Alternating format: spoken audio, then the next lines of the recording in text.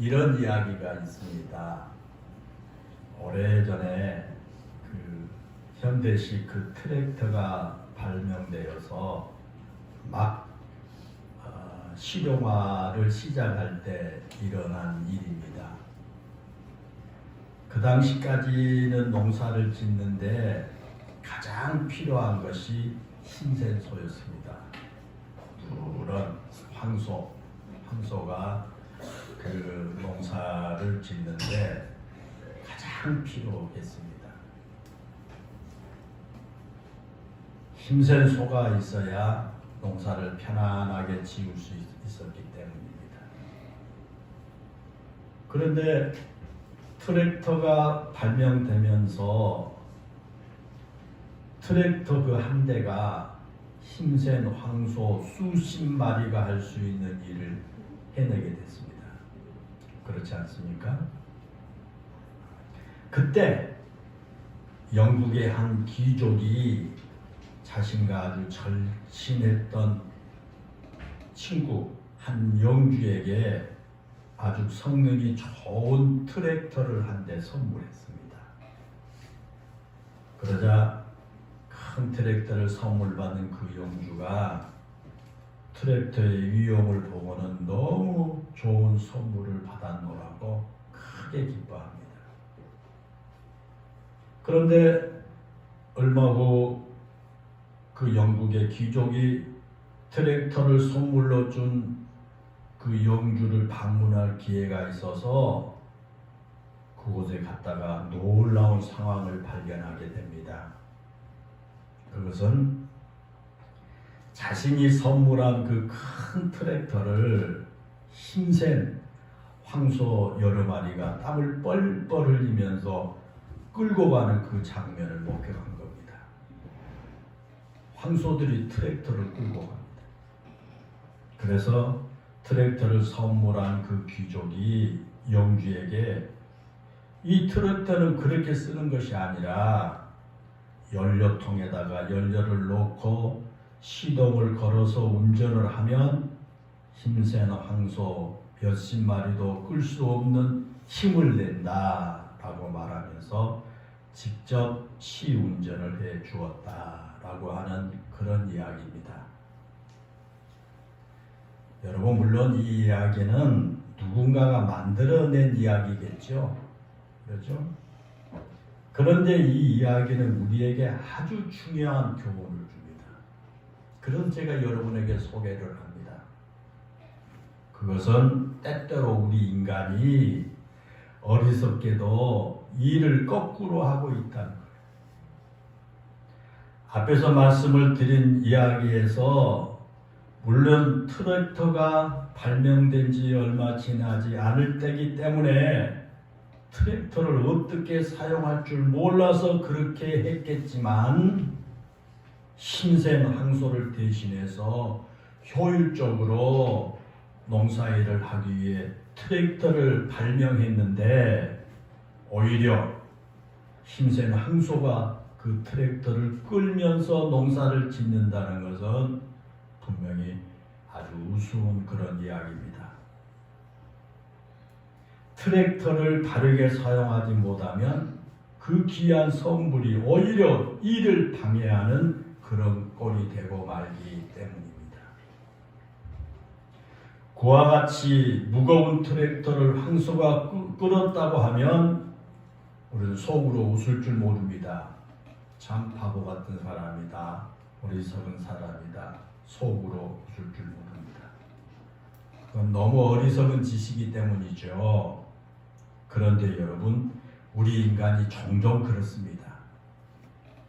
우리들이 그렇습니다. 하나님께서 저와 여러분에게 선물로 주신 것들을 바르게 사용하지 못해서 하나님께서 주신 선물을 선물답게 쓰지 못하는 경우가 우리에게 많이 있는 것입니다. 그 가운데 하나가 바로 성령입니다. 물론 이 성령을 바르게 사용한다라고 하는 것은 이치에 맞지 않지만 하나님께서 우리에게 성령을 선물로 주셨는데 우리는 그 성령을 의지하지 못함으로 인해서 너무나 힘든 삶을 사는 경우가 많습니다. 성령은 하나님의 영입니다.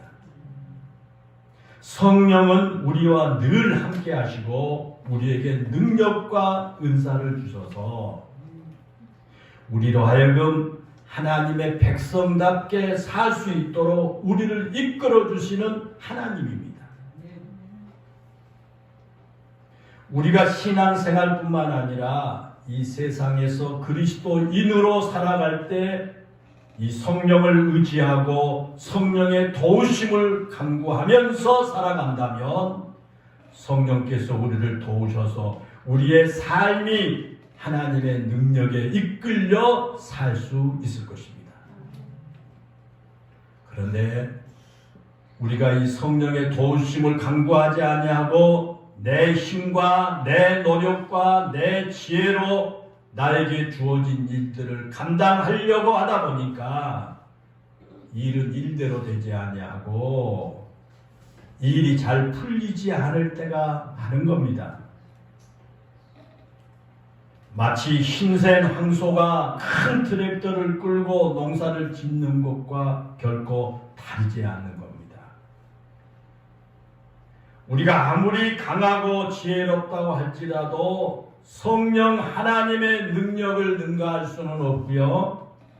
성령 하나님의 지혜보다 뛰어날 수는 없습니다. 성령을 의지할 때 성령께서 우리에게 하늘의 능력을 주시고 하나님의 지혜를 주실 것이기 때문입니다. 오늘 본문으로 돌아가겠습니다.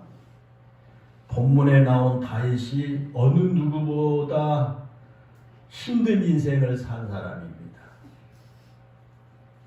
그런데 그가 그런 힘든 삶을 버티고 견딜 수 있었던 것은 자신의 지혜나 자신의 능력을 의지했기 때문이 아닙니다. 오늘 본문에 보면 다윗이 그런 파란만장한 자신의 삶을 버텨냈을 뿐만 아니라 하나님께서 기뻐하시고 하나님께서 복을 주신 삶을 살 수 있었던 비결이 오늘 우리가 읽은 본문에 나옵니다. 다윗의 이야기를 좀 더 하겠습니다. 우리가 잘 알고 있는 것처럼 다윗은 베들레헴이라고 하는 아주 작은 동네에서 아버지의 양을 치는 목동이었지 않습니까?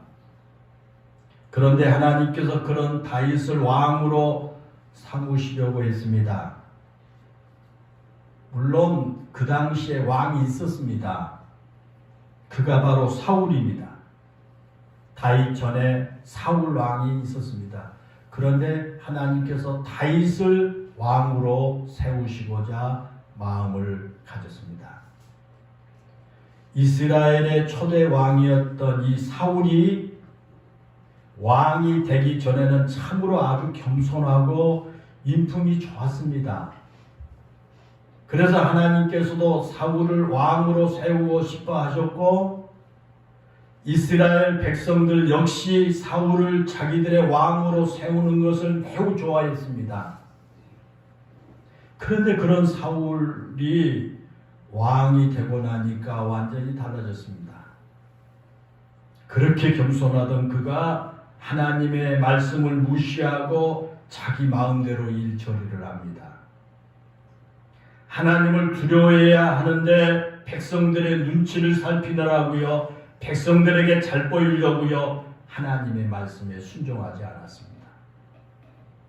그러자 하나님께서 그와 같이 변질된 사울왕을 보시고요, 사울을 왕으로 세우신 것을 후회하셨다 그랬습니다.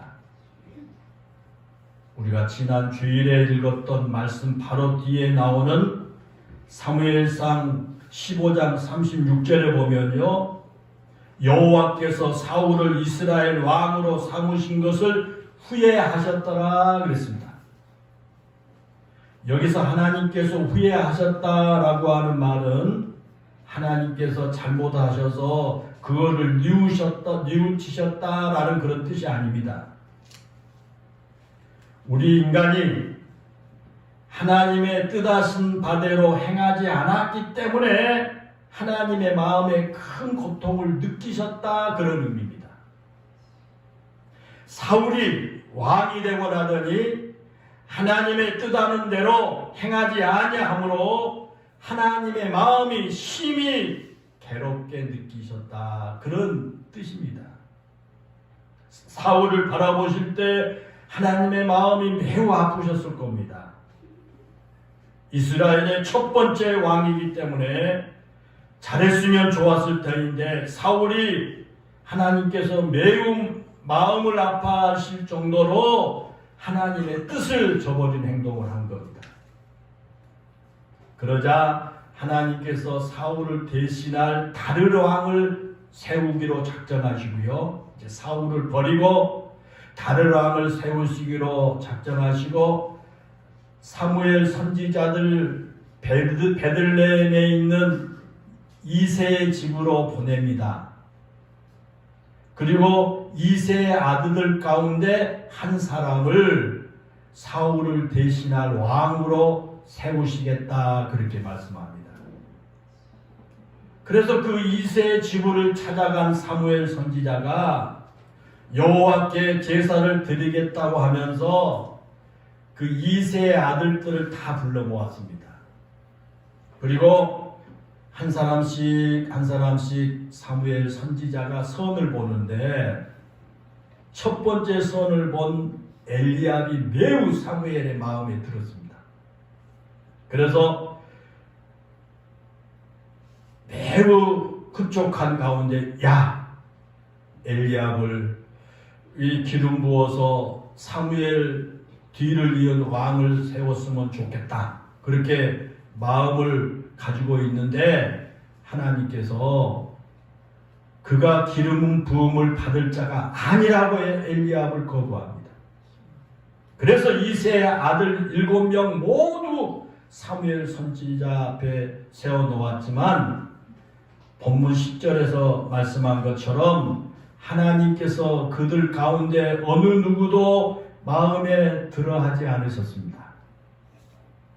그러자 사무엘 선지자가 그 이새에게 말합니다.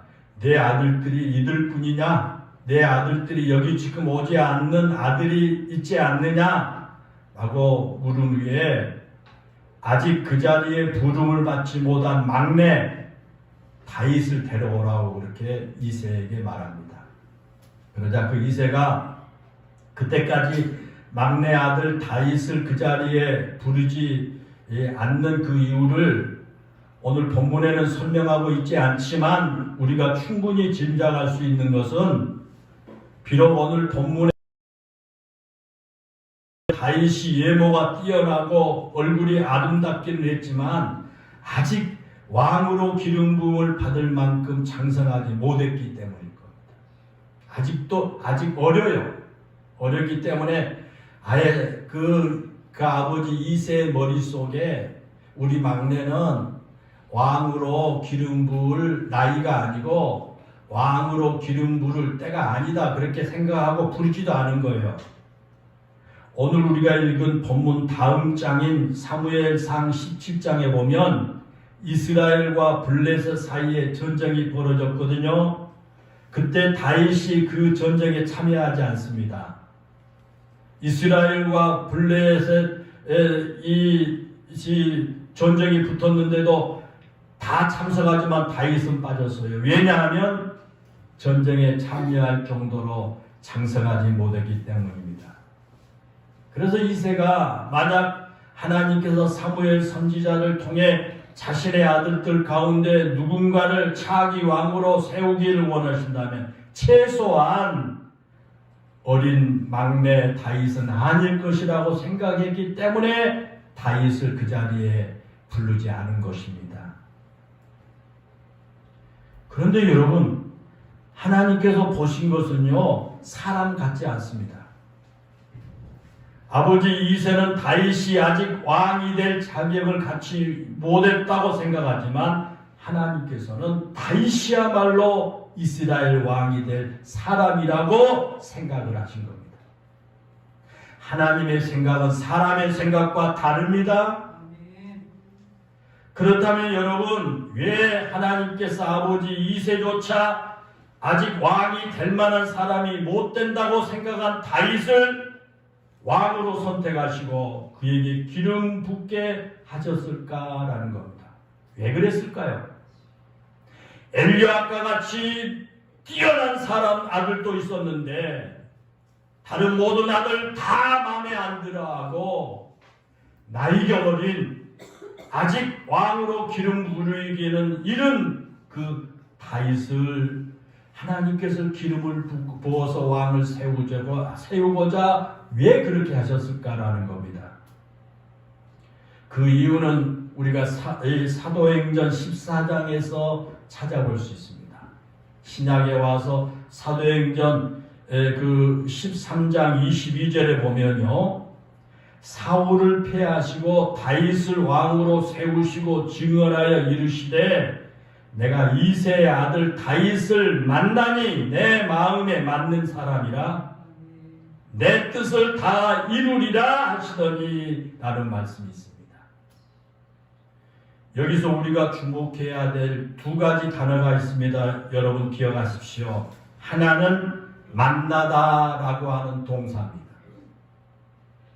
하나님께서 다윗을 만나셨다라고 표현한 것은 발견했다 그런 뜻입니다. 발견했다. 마태복음 13장에서 어떤 사람이 밭에 감추어진 보화를 발견했다고 할 때도 똑같은 단어를 썼습니다. 다시 말하면 하나님께서 다윗을 보는 순간 마치 귀한 보물을 찾아낸 것처럼 감격하시면서 바라보셨다 그런 뜻입니다. 그만큼 다윗이 하나님께 소중하고 값진 존재였습니다. 그리고 또 하나 내 마음에 맞는다라고 하는 단어입니다. 여기서 맞는다라는 말은 누군가의 뒤를 따르다라고 하는 그런 뜻을 가지고 있습니다. 내 마음을 따르는 사람이란 뜻입니다.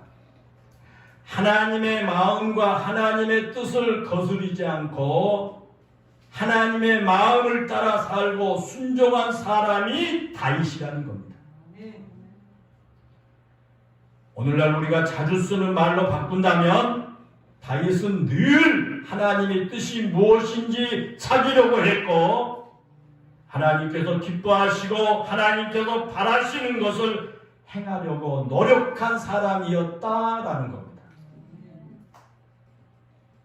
그런 다윗의 모습이 성경에 보면 여러 곳에 나옵니다.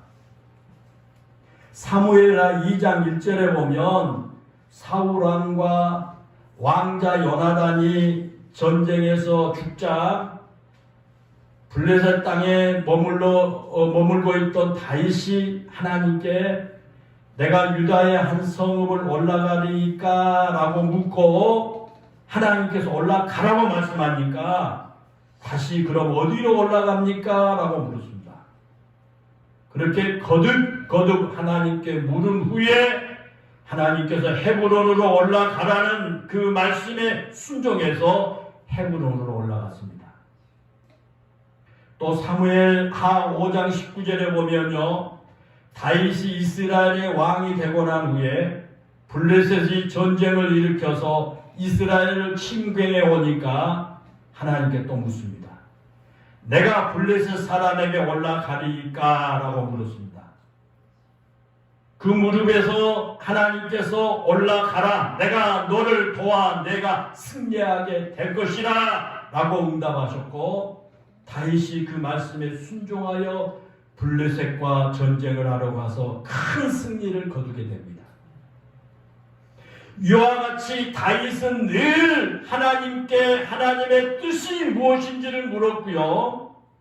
하나님의 뜻에 따라서 순종했던 사람입니다. 그러므로 하나님께서 다윗을 보고 기뻐하신 겁니다. 그런 다윗을 보니까 너무 기쁜 거예요. 그런데 오늘 본문 13절에 보면요, 우리가 아주 중요한 것을 발견하게 됩니다. 앞에서 말씀을 드린 것처럼 하나님께서 다윗을 보실 때 매우 마음에 들어 하셨죠.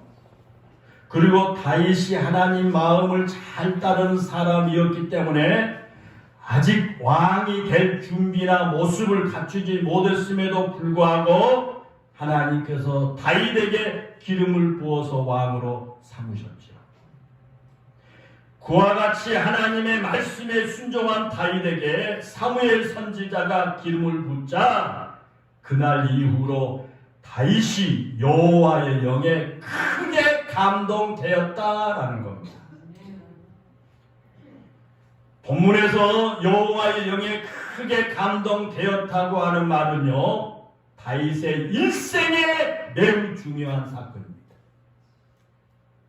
다윗의 일생에 매우 중요한 하고 놀라운 그 사건이나 경험이 몇 번 나옵니다. 먼저 오늘 본문에서 다윗이 이스라엘의 차기 왕으로 기름 부음을 받았다는 것은 다윗에게 매우 중요한 사건이었습니다. 또 오늘 본문 바로 앞장인 사무엘 17장, 바로 뒷장인 사무엘 17장에 나오는 블레셋 장수 골리앗을 무찌르고 이스라엘 백성들에게 인기를 얻게 되었다는 것도요, 다윗의 인생 가운데 굉장히 중요한 사건이었습니다. 그러나 여러분, 그 어떤 사건보다 중요한 사건이 바로 다윗이 여호와의 영에 크게 감동된 겁니다.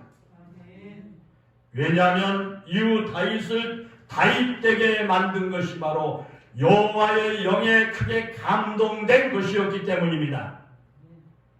단순하게 기름 부음을 받았다는 것이 다윗의 일생을 성공적으로 살게 만든 것이 결코 아닙니다.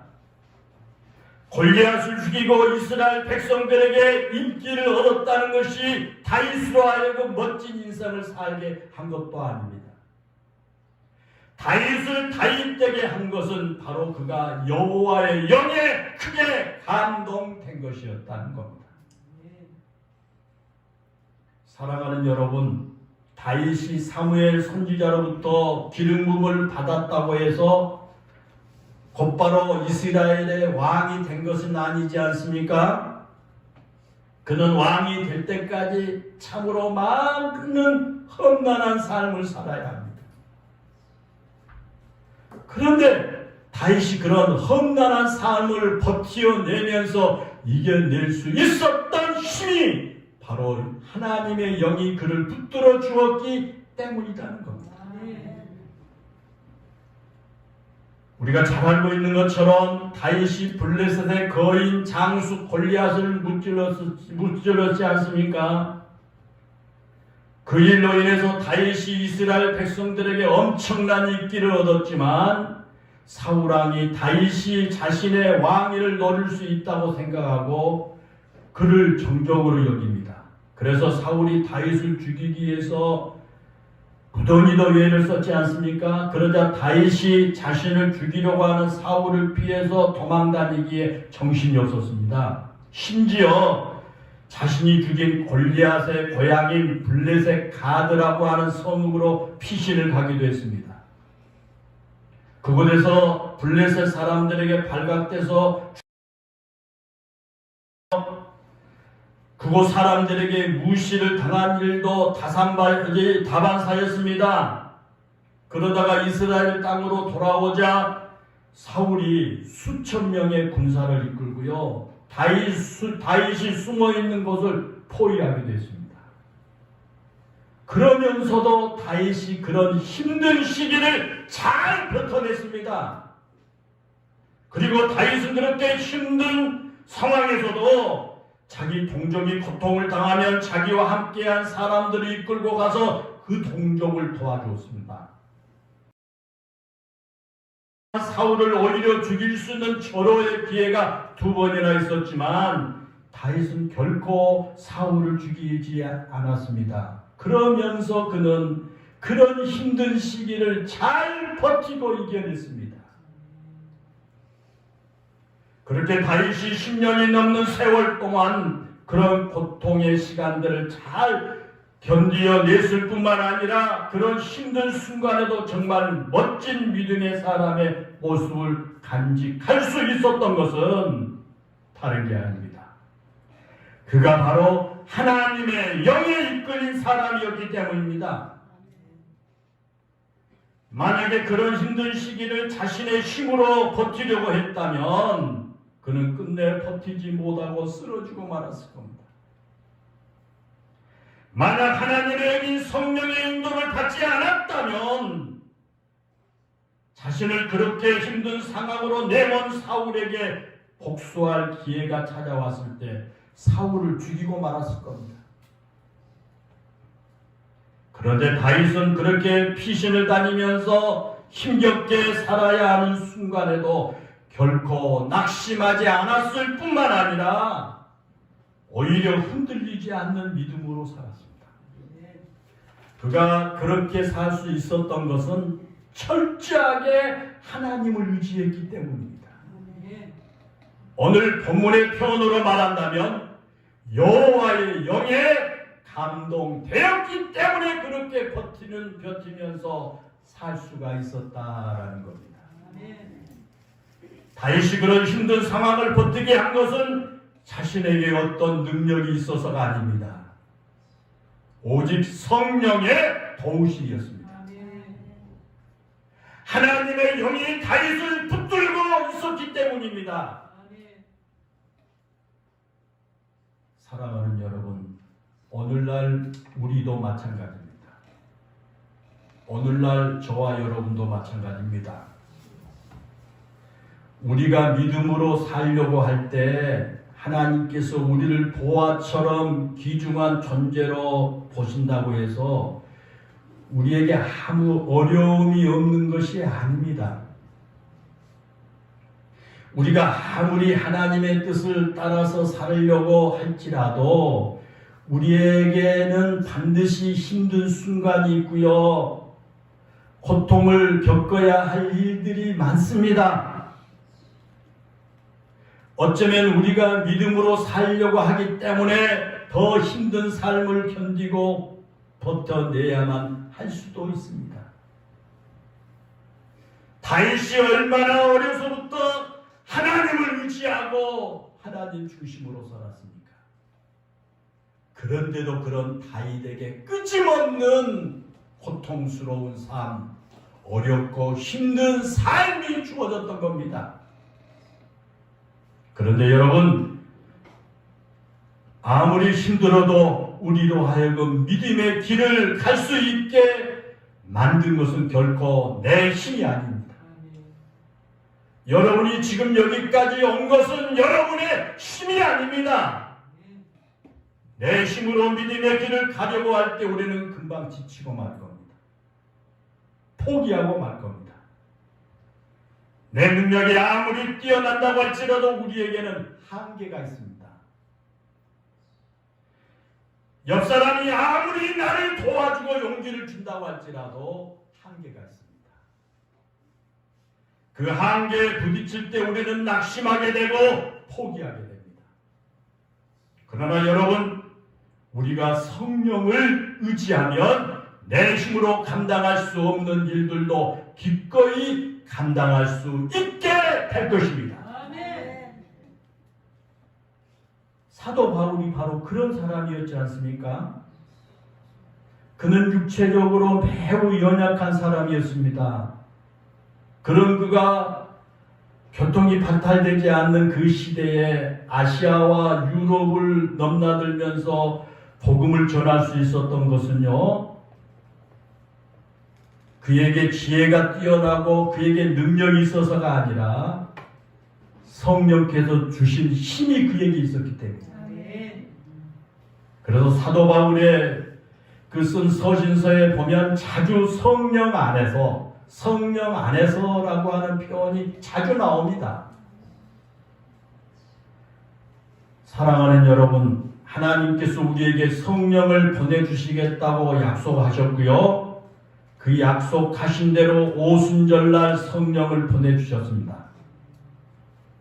성령을 받은 사람은 권능을 얻게 됩니다. 사도행전 1장 8절에 보면 오직 성령이 너희에게 임하시면 너희가 권능을 받고 라고 그랬습니다. 그리고 누가복음 24장 40 볼지어다 내가 내 아버지께서 약속하신 것을 너희에게 보내리니 너희는 위로부터 능력으로 입혀질 때까지 이 성에 머물라 하시니라 그렇게 말씀하셨습니다. 사랑하는 여러분, 그렇습니다.